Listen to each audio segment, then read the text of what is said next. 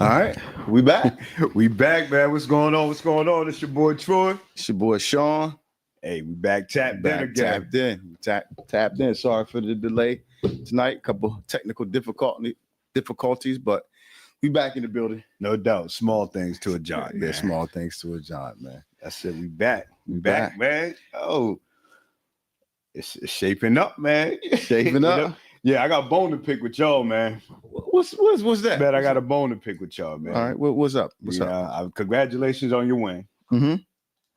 But y'all didn't have to do my boy like that, man. Who? I ain't had to do Shedeur. I was excited for the young man to get in, man. Man, Yo, I was conflicted, man. I was conflicted because we needed to win. I knew the type of pressure that he was under, as far as being able to step in and try to perform. Right. I didn't know the whole backstory about not getting reps or nothing like that, but it's like, okay, your window of opportunity is small. Yeah, you got to take advantage of it when you can. So it was tough, man. Y'all didn't do that boy no favors, man, at all. Nah, we didn't, man. I can tell you who didn't have that same sentiment. Yeah. The defense. Oh man, yeah. Hey, they saw lunch money. They saw lunch money out there, man. They was bringing the house. Man, they went every single that's time. What I'm talking about, man. That's what I'm talking about, man. Y'all was on his heels, man. He couldn't get set. He was holding the ball long. And it's almost like, man, his team, man, was like, you know what, we're gonna take some plays off. Them gaps is wide open, man. Yeah, the line. And I mean, it's a lot that came out after it. Line said they never heard his cadence before. He had never taken those snaps with the first team. It hadn't taken any first team reps since training camp. Yeah, come on, man. That's ridiculous, man. And I know you gotta. I mean, you had Flacco in there at first. He gonna be taking most of the things, and then Gabriel was your backup. But then when he went in there, it's like Shedeur's your number two. Right. So now he should get one series with the ones, just to get time in, and so they can understand his snap count and what he sound like back there, for him to be able to get some time and stuff with the receivers. Yeah. So it's a lot, man. And the more I thought about it, man, it was just a lot of pressure when you think about the trajectory of the draft, and you go from being a top 5 pick. Mm-hmm. On every analyst, every person that know anything about a draft and professional football, you shouldn't be going past 5. You should be 1 or 2. Yeah. And then to go to round 5. But it's evident though to know what that is. Man, what that is. I mean, but like that, blatant like that, man. Yeah. Yeah, that's crazy. It was a message, man. It sent a message. But guess what? You can't stop God's work, man. Can't stop God's plan. Because look, see that boy starting this week, man. And I'm by far not a Browns fan, but I like to see young men come in and do good. And because the odds stacked against him, I think he gonna shine, man. Man, and he got all the aunts praying for him. Too, yeah, man. He do. Everybody, no doubt. And to me, I think he's built for it. No doubt. I think he's built for it, but you still that pressure gotta be so. It's gotta be a lot of pressure, man, because he know everybody root for him just to get an opportunity, right? Now he got a whole week of reps with the A team, the ones, and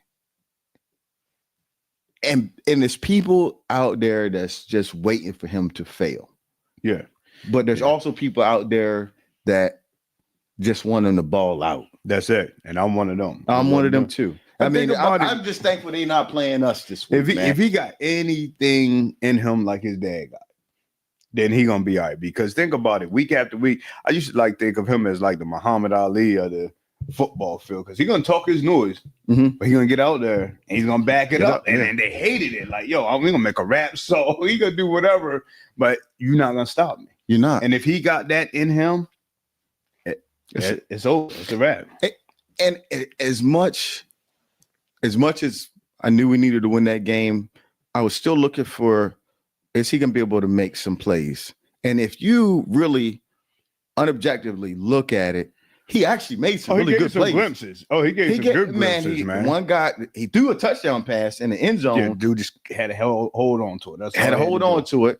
It was another like a first down throw that he made where the guy, it was right there. The guy just dropped the ball. Decent scramble, knew when to get out and move out. So yeah, then moved out the pocket, hit him for the 20, 22, 25-yard play. I mean, and he was under duress. Oh yeah. They had already gotten to him. I mean, just think a rookie coming in like that, you getting to him like that.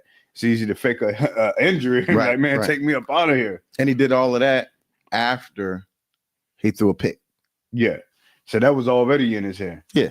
Yeah. So he showed some resilience. Oh yeah, for sure. He resilient, man. And I think he liked playing against the odds. He liked being underdog. But look, I'm not going there, but I'm going to go there just a little bit. Can I go there just a little bit? All right, go ahead. It's something about a certain group of quarterbacks, no matter what they do, they're going to get scrutinized. Here you got, in my squad, Philly, a Super Bowl champion quarterback. If you look at his completion rate compared to his interception rate, if you look at the yards, if you look how many games he won, but yet he's still under question. Like, he can't throw the ball. He's scared. He's like, how, man? And then you got quarterbacks in the league that's not winning anything. Right. And they getting held at a higher esteem when you got a Super Bowl quarterback. And been to the Super Bowl twice. Been to the Super Bowl twice. MVP. How is this Super Bowl? How is this even a conversation? And I heard today, his record since he's been a starter, man, is like 60 something or 70 something and 15. It's unreal. It's like and all he percentages on that, man. And all he do is win. He win games. He win the games that you think he shouldn't win. He win the games that you feel like they should have won. He don't make the mistakes. He take care of the ball. I heard something today that changed my whole view because they was complaining, but it also showed his greatness. They said they call plays and he don't go out there and play. I mean, use that play. They say he changes the plays up and stuff like that. So based off of what he see, and we win. So okay, you want to go here? That's just showing his IQ for the game. But when Peyton did it, he was a genius. Yeah. You know, and you think about the scrutiny that he getting. You got NFL MVPs. You got Josh Allen. You got Lamar Jackson. Yeah. Joe Burrow. Stafford before he went to the Rams. Yeah. Golf. Yeah. Now May. Who? You got to put May in there. Who's that? The guy for Patriots now. Oh, yeah. Listen how they talking about him. Yeah. I mean, you got him, Baker Mayfield.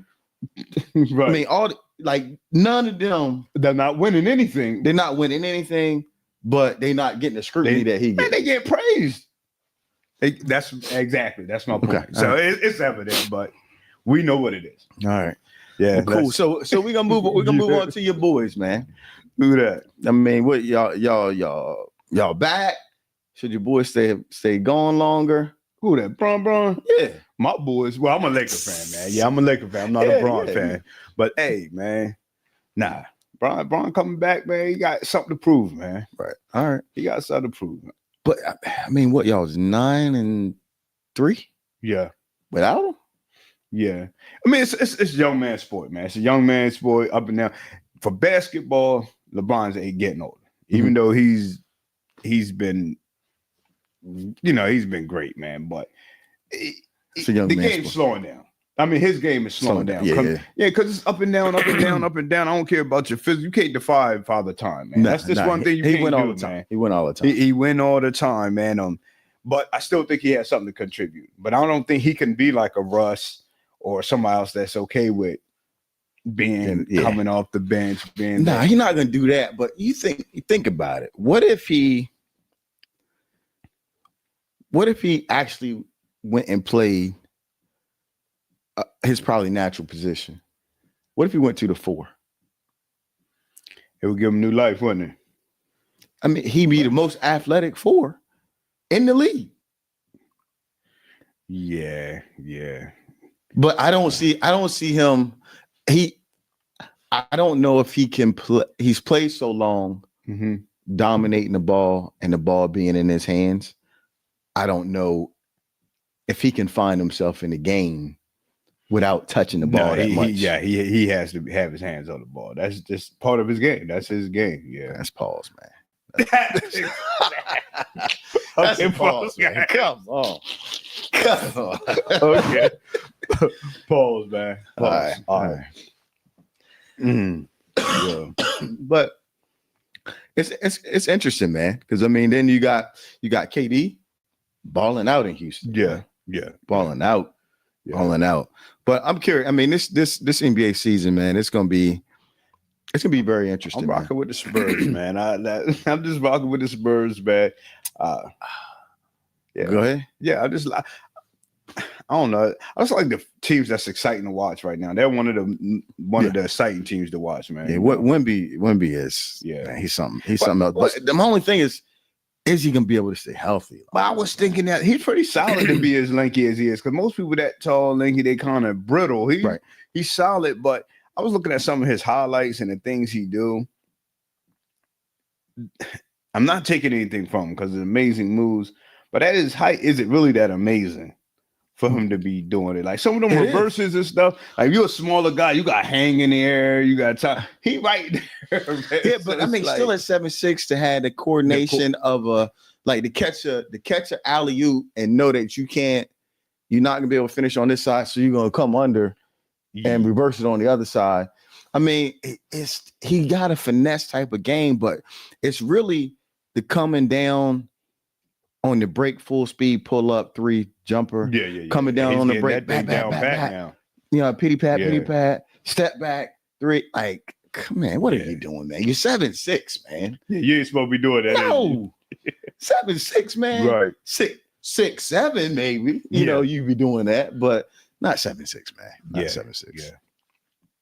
That's crazy. So, man, we talked about Shedeur, we talked about LeBron, which kind of can tie into one of the subjects we're going to talk about tonight was the importance of a father being present in their child's life. You see, so it's 2 different things that we see here. We see how LeBron grew up without a father. Mm-hmm. I'm pretty sure he had male role models around and stuff, but it wasn't his father. Right. You know what I mean? And you can't replace that, right? But you also see how that's affected him being a father and being present and being there for his children. And you see what his kids are doing. On the other hand, you see Shedeur, whose father was very involved. Right. And you see what he was able to instill in him.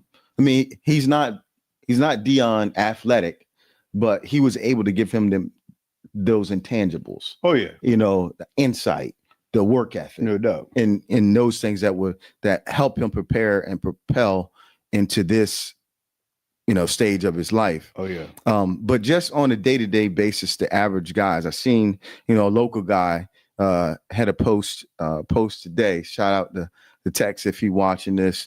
But he was saying, he was a starter on JV, quarterback there, was a starter on varsity. Oh yeah. Varsity football team, his 10th grade year. And then the streets caught his eye. Right. And so he chose the streets over that. And, he said that ended up costing him 10 years of his life. And so he was like, that's why he coaches and he does what he does now, because he don't want nobody to make that same mistake that he made. No and he doubt. said that's why it haunts you. Yeah. Yeah. And that's why it was so important. That's what he was saying. That's why it's so important for him to be a part of his son and his daughter's life. But his son is the youngest, a part of his life, so that he don't even think about making that mistake. No doubt. And a lot of times, I hear that, and I seen that on another post. It actually kind of brought this to my attention. Was a guy, he was going to his child's school for a dinner or appreciation or something like that, and his son was so excited, and I say son, but this could be a daughter, right? Yeah. So excited that he was there because that was something that the mom usually did, but the mom was out of town, and he wanted to be able to be there, and so he, kind of played it off like he wasn't sure he had to work. He was at work, but he took some time off work that day so he could go there, and he was like, man, that him being there and the way that his son reacted.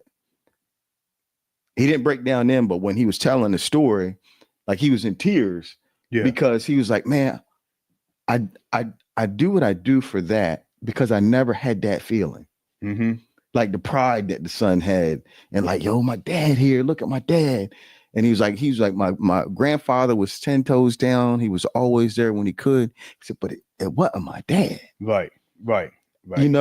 And a lot of times, and he went on to say he moved 6 hours away from where he was at to be closer to his son for that reason, to be more present in their life.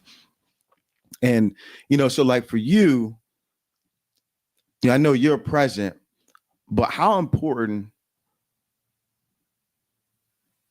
do you think it is to be there? Man, it's very important on several different levels. As you was talking about that, man, it took me back to my childhood because I had a father that was present in the home. When I say work, sometimes 2 jobs, but he always was there. So my dad cooked. He did a majority of the cooking. Played, my friends come over, we played basketball and stuff with us. But then when it came to sports and stuff like that, my dad wasn't that kind of dad. I mean, that type of guy. You know what I mean? He was so engulfed in the real life and the things he had to do. He didn't have that luxury. Lots of times we only had one vehicle and everything. So he didn't have that luxury of showing up to the games or coming to the school lunches and things like that. And so when when the guy was talking about the excitement that the kid felt, I didn't get to experience that. But that's why I made it my priority to do that for my kids. Now, granted, my wife, she probably did a lot more than I did because of my work hours and stuff, but I made it a personal goal every year for 2 reasons: to show up for my kids, like field trips, and when they was younger, in their younger years, I would go to the school, read to their class, and I would always volunteer to do that. First reason is just to let them know, the teachers and administration know, okay, you got to handle this one differently, right? Because they got a father in the house, what I mean? So, but then second of all, just to let my kid know that you're important enough for me to take off if I have to. And man, the way they used to light up, man, like same thing, introduce you to your friends. I met half their little friends that way. You know what I mean? My daughter, man, oh man, she just grabbed me by my hand, come sit me at the table with her little kids, eat lunch and stuff. And I still feel that joy now, like just thinking about it. Man, they grow up so fast, but it's important, man. You know what I mean? Because then I look around the table, and I remember lots of times we would go, and every year I go eat lunch with them or something, and we'll look around the table and you see all the kids who they didn't have that, and you could kind of see like how sad they looked. And I would try to crack jokes, bring them over with us. You know what I mean? Even when I was chaperoning, but man, I think it's irreplaceable, man. You can't replace that. It is, man. And I think, for the guys, it's like you can respond, because I'm listening to you, and I think about me in the way that I parent as a father. We both was fortunate to have dads in the house. And the way that I parent is part of what I seen. And then I can't say it wasn't things that he didn't do for me. But it was things that I seen growing up, that I seen other dads do, that I was like, oh yeah, if I become, if I had the opportunity to become a father, I want to do that. So it's like you can I think your parenting is one of 2 things. It's either response to the way that you were parented or not parented, or it is a total, you don't even, you decide not even to step up to the plate to do anything, right? You know, so I think, like, for me, my dad, he cooked and stuff, but he was just a provider. He was always there, you know, get up, go to work, come home, do all, you know what I mean, do the stuff around the house, and you know what I mean, took care of all of those things. You know, they kind of split the dinner part of it, you know, fixing on the cars and all of that kind of stuff, you know, fixing up around the house, you know. So that's what I grew up seeing. So like, it's like, okay, as a father, that's what I'm supposed to do. But some of the things that stood out that my dad didn't do, so like when I would play, and my dad and my mom, I played sports. I played primarily basketball, and so there were times where they couldn't come to the games because they was working. Like he had to work on the weekends. You know what I mean, they was trying to make ends meet and stuff like that. And so, you know, some of my friends' dads was coaches. I didn't envy that, but it was just like, oh man, it'd be cool to be able to coach my kids when I get older. You know, because now it's just like, okay, I didn't think that he gave them preference or anything like that, but the fact that he was there and he knew his child, he could coach his child based on their personality and who they were. Like, nobody's gonna be able to pull as much out of them, I think, as a parent, because you see their strengths and their weaknesses, even outside of the basketball court or the football field. But you also, if you play sports, you know the things that you might have struggled with, and you want to be able to give them a different way to look at things, and let them know that, hey, it's, you know, if you're scared or you worrying about making mistakes, don't worry about making mistakes. Everybody's gonna make mistakes, right? And sometimes some kids never hear that. You know, they think they got to be perfect. They can't make a mistake, or, you know, the coach is going to get mad, or they're going to get pulled out of the game. And they never reach their potential because they've never been taught in a way to play free, play happy. Right. And, you know, so like for me, it was a mixture of the things that I saw modeled in my house, but then there was things that I saw outside of my house that kind of shaped how I parent my children. Right. And so, you know, I think a lot of times, you know, people carry baggage into when they become a father, of how they were parented, and they take it in a negative way. But if you use that, it can be all of the fuel that you need to be the parent that you always wanted to have. In that, you get those moments of healing where you made the sacrifice. Okay, maybe I had a baby. I'm not married to the mom. We not together, but I got to be a part of this child's life. I'll tell you what else parenting would do too, man. And being a present father and really being there, as you were speaking, I was just thinking, it allows you to give your parents grace too, man. Because until you're really in that predicament and you really got to raise kids and deal with, you know, life and deal with all the different things. And I can even imagine now in this era, you know, everything that the kids have to go through and stuff. But now, like when I was younger, just going back saying, okay, my mom, my dad didn't come to the games and stuff like that. But now understanding how demanding schedule could be and how you got to come up with this money, and they wasn't making the money we're making now. You know what I mean? You might have to work 2 jobs and stuff.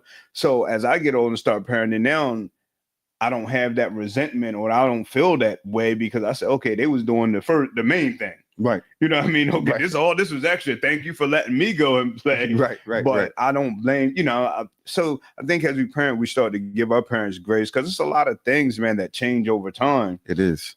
And all we can do is build on it. So I think it's a building thing. Like, okay, our parents gave us the blueprint. Right. And if you had good, come from a healthy household. Right. And you just build on that. And then hopefully our kids build on that. Because I mean, growing up, we vacation maybe once a year. And, you know, took a trip to North Carolina. It was fun. Look forward to it. But then I was able to take my kids, you know, more and more. My kids might take it and go even further. It's something to build on. But it's important, man, to give them that foundation. And it's interesting because you said keyword, the blueprint. And like, that's the one thing that I would say, anybody who's, you know, going into being a parent, or, you know, I mean, not even at that stage in their life, there's two blueprints that you can get. You can get a blueprint of how to do things, and you can get a blueprint of how not to do things. Yeah. Either which way, if you follow that blueprint, it's going to help you be a better parent, right? So some people came up without any of the things that we talked about. Right. But those are the things that they wanted. Those are the things that they saw around them, that the kids that did have parents, those are the things that they longed for. And so now you have even though you didn't get it, you had the blueprint because you know what you wanted to have. And now you take that and you pour that into when you have kids. That's it. Right. Yeah. You know, and that, you know, I mean, that's where the growth comes in. The healing comes in. Oh yeah. You know, the No growth and the healing. But man, speaking of growth and healing, you had sent me something earlier today, man, where, you know, the guy was, you know, had a good job for years.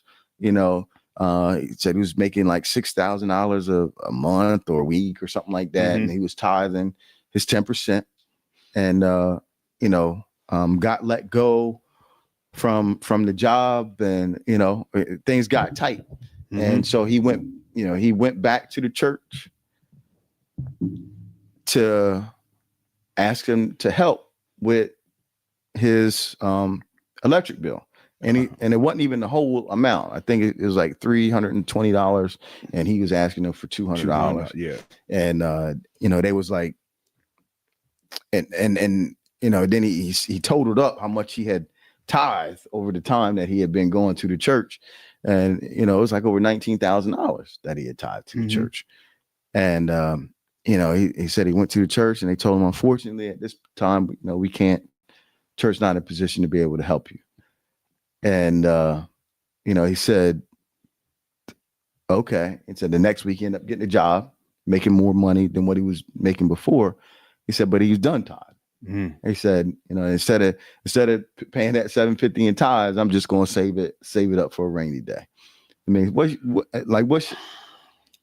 your thought on his response, and your thoughts on the church? First, I'm going to speak on the church, man. I'm going to speak on the church first. And I don't know all the situations around it. I don't know what that board looked like, what they contributed to, you know, during that time. But for the amount of money this guy faithfully put in, and for what he was asking for, I don't care if the pastor had came out his pocket to give it to him. The guy should have got the help, because that would have restored his faith in the church, and it would have made him feel good about continuing to give, because I'm sure during that time he's watched outsiders come in and get stuff. Now I'm a faithful member, tithing. I think this is my opinion, and I'm not, you know, I don't know all the circumstances around it, but I feel that it was wrong, and I feel like he's justified in his response. Now, one thing I will say, I know that his tithing was a representation of his faith. So you can't punish God. You know what I mean? Even though, because that's just like if somebody came up to me today and asked me for some money, and I said, you know what, I want to give it to him because I felt led to do it. What they do with it, it's up to them. That's up to them. But I did it because I believe God's gonna, you know what I mean? And I guess that's why, you know, we do tithe and we do give, but I don't think it would be wrong for him to save his money. And if he see the need, if people, because you can, you know, there's widowers, there's orphans, and you know, things like that, and it's always a need. Right. So as long as you helping and you know, sowing good seeds, hey man, I say just take your money and do that. But I can't imagine the hurt he felt though from that. Right. And that's, you know what I mean? In that scenario, that story it is a lot. It is a bit different because, you know, it's not somebody who's coming off the street and just asking for the money. You don't know if the story is valid or not. You know, and in that case, you don't know if this story is valid or not. But just the fact that you got a track record to look at and say, this man has been given to the church faithfully. Yeah. And, you know, it's, you know, the church is there for you spiritually, you know, emotionally, you know, to help build your family, your faith, you know, for you as a whole person. And that to me is like, it's part of you know that your people are gonna. It's not always going to be great for your people, and I think that, and I'm not, I don't want to be taken in the wrong way, but that should always be a part of the ministry. Yeah. Right. It's taking care of the people that take care of the church. Well, back in the day, that's how it was, man. I mean, and it's crazy because it was less resources and less money then, but you had a family, if a family gets sick, then everybody get together, they might get the groceries and take care of, they might cook dinner. You're going to cook for them on Tuesday. We'll cook for them on Wednesday. We'll bring it to the house. And it was like community taking care of community. The church, though, they was doing it. And I think that the responsibility has been shifted over the course of years and years. Now, you rely on the state, the government, things like that. So the church kind of took a back seat to it. But where's the funds going? Yeah, because I mean, like, honestly, if it's the tithe and it's going to the building fund or whatever, it's like $200 ain't gonna slow down the building fund. But the building part that's not even going up. So it's a building fund, man. We've been waiting 10 years for this building, man. If you don't go and give me this $200, right. I'm sorry, man. Yeah. But it is more of a bigger picture because it does. It's like, okay, well, what did that do to his faith? Right. Or his, I can't think of the word that I'm looking for. But it puts a stain on his heart, probably. Yeah. Oh, no doubt. I think for anybody. But then after that, though, this thing, okay, so now we can't give it to you at this time. 2 weeks later, Sister So-and-so come, and you get word that, oh, man, they just paid her. Right. Now it's going to cause division in the church. And I think there's ways to do it with wisdom. You know what I mean? Like, you can find out if somebody's story is, legit nowadays and, without digging too deep. You don't even have to do that. Or you can say, we got you, brother. Give us your account number or we'll call up there. Right. And we take care of it. Right. And it's done. You can't fake that. Right. You call it. Yeah. So and again, with wisdom, it's like, okay, well, if you're behind the grade, shut your stuff off. Let's call them, get the account number. We're going to go ahead and take care of that right now, and then that's it. I got to say this, man. That's why I love my pastor, man, because she has a heart of gold, man. And that's just, I believe in a situation like that, man. Sometimes I would have to say, nah. I might say nah, because she'll do it out of her own, just because that's how her heart is, what I mean?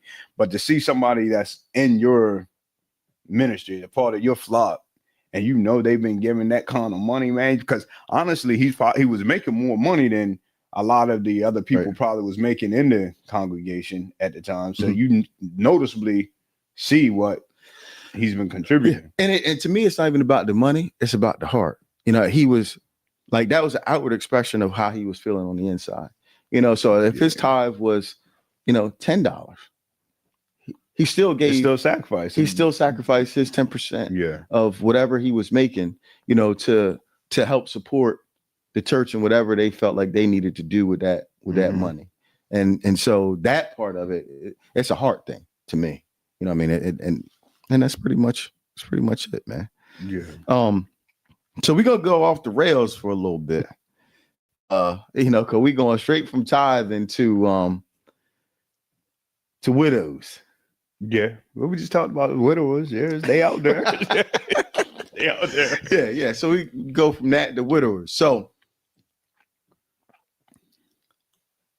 you got a single homeboy, right?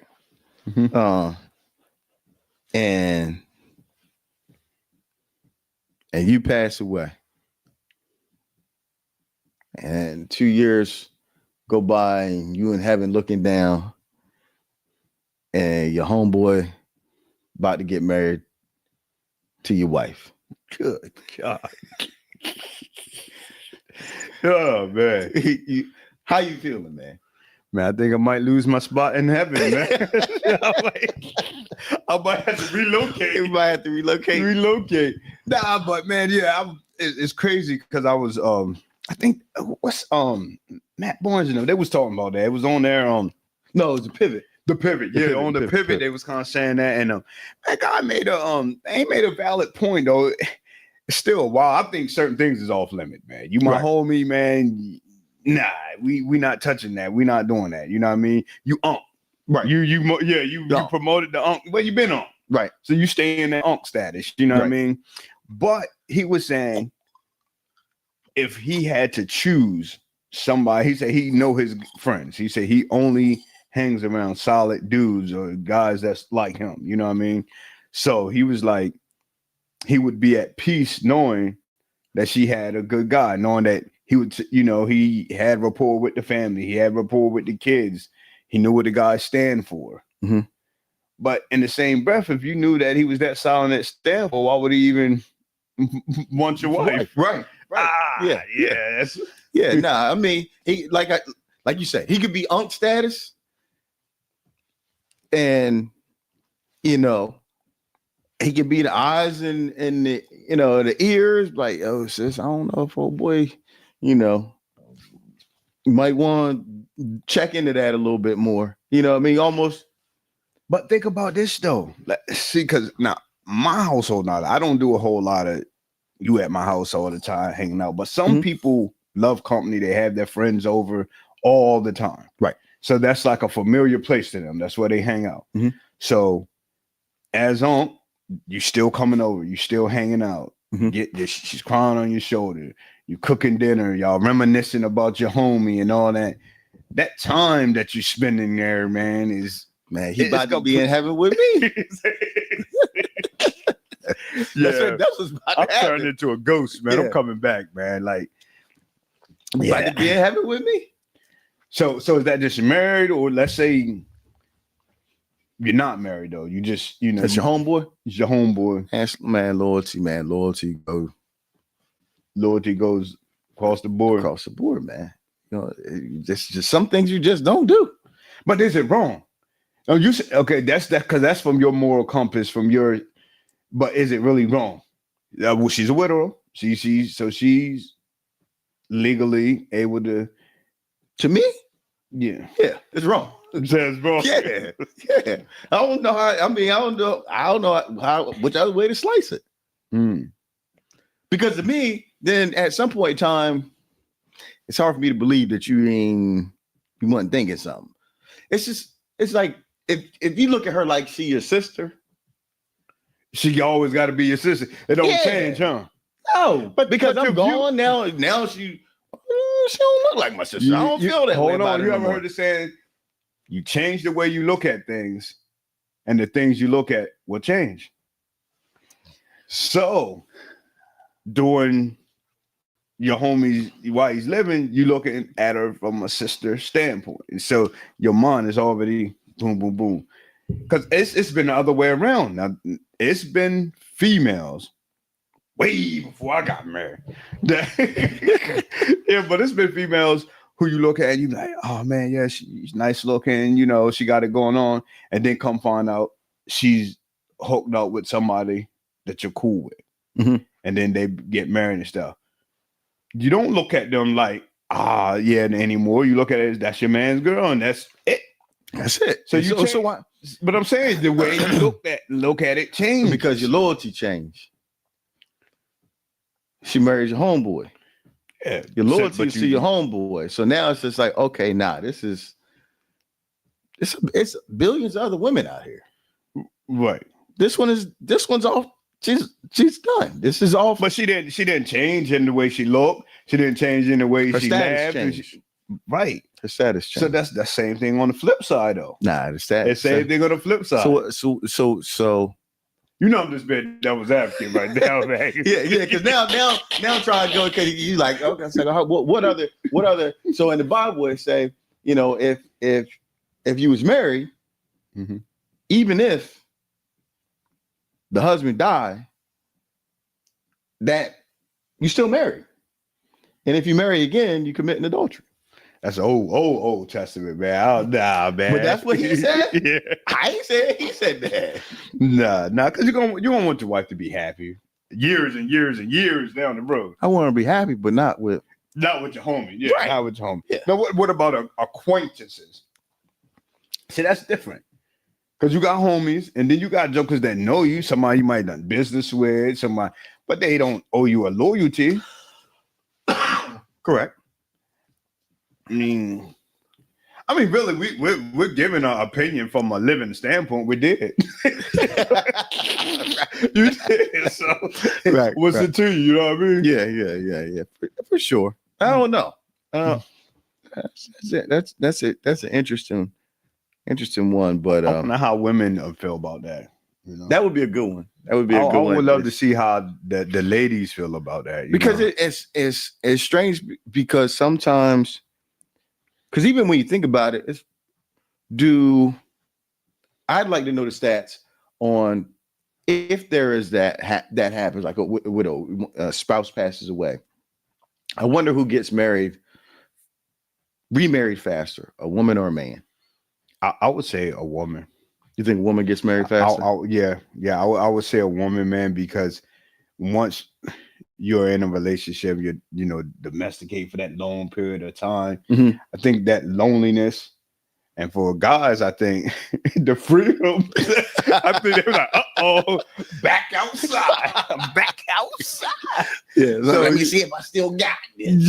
Yeah. So I think women and plus women probably have a lot more suitors. Well, I always say an old word every week, man. Right. Courting suitors, but you probably have a whole lot more people coming at you. You know what I mean? They know your situation. You're moving in certain circles. Mm-hmm. Yeah, you probably have a lot more options. Men, you gotta go out and hunt. You know what I mean? Yeah, for sure. Yeah, for sure. Cool. So I guess the last thing we're gonna talk. Oh yeah, real estate, right? Yeah. Talk about some real estate. Yeah. So you had asked about what's the difference between a tiny home and versus accessory dwelling unit, which is interesting because, like here where we stay at, Sussex County, Delaware, they made some changes on that. And I can't remember exactly what it is for the tiny house, but you can have a tiny house on a residential lot. Right. Like there's no zoning, there's no minimum square foot size out in the county of how big a dwelling needs to be. But it does have to have like a sewer and a well. Mm-hmm. But where you run into people were having issues at was people who had an already existing house, and then they was trying to put a tiny house on it. To be an addition. Yeah, to rent it out. Mm. And so what happened actually is they changed the law here. Mm-hmm. So now you can either have a tiny house on a lot by itself, right? You can rent it out, do whatever, or you could have a couple tiny houses on a lot, as long as it meets the guidelines. So like if you have a one bedroom tiny house, and another 1 bedroom tiny house, they can be on the same lot. But one now has to be at least has to be half the size of the other one, because that would make it an accessory dwelling unit. Okay, right. Yeah, that makes sense. And so, but with accessory dwelling units, where they changed it and said, okay, well, look, as long as it has it has its own septic system, or it ties into your existing septic system, and still and that septic is still meets the qualifications of the amount of bedrooms, the amount of bedrooms, then it's okay for you to have it now. So now people don't have to try to hide it in the garage or stuff like that. If you got 1,000 square foot house, you can have an accessory dwelling unit that's 500 square feet. Now they did put a cap on it. That accessory dwelling unit can't be more than 1,000 square feet, no matter how big your house is. Right. So you could really have a 3-bedroom, 2-bath house on your own lot if you got a 2,000 square foot house. So that is, and that just changed maybe 2 years ago. So what you were saying in regards to, like, they was trying to like do it as an addition. You say people was like attempting to do it, so it's more like an in-law suite type deal. Yeah, so ADU can now, in-law suite can be an ADU.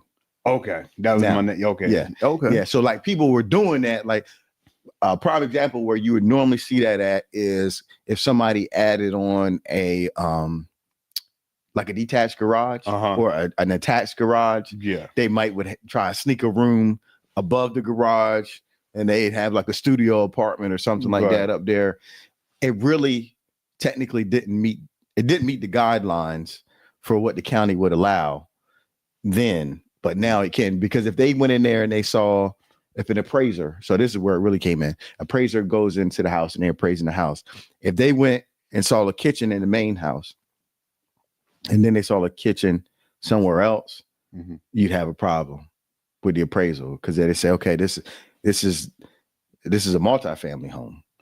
Is it zoned to be a multifamily home? And then it starts to hurt the value. It's gonna hurt the value. It hurts the value. But now it can help it. Now it can help it. Because now it's like, okay, this is a accessory dwelling unit, and okay, does it have its own septic system? Yes, it does. Or it ties into our existing septic system.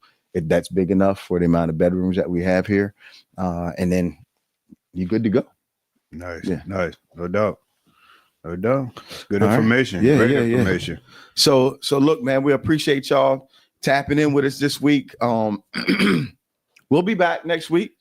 Same time. So, you know what I mean? Hopefully you'll still be up around 7:30 next Thursday. Oh yeah, man. That turkey and stuffing, and you might be on round 2 then. Yeah. Round 2 then. So round 2, 7:30 next week. We'll be tapped in. We're actually gonna have a special guest coming on. Dr. Green. He's a physician from out of Dover.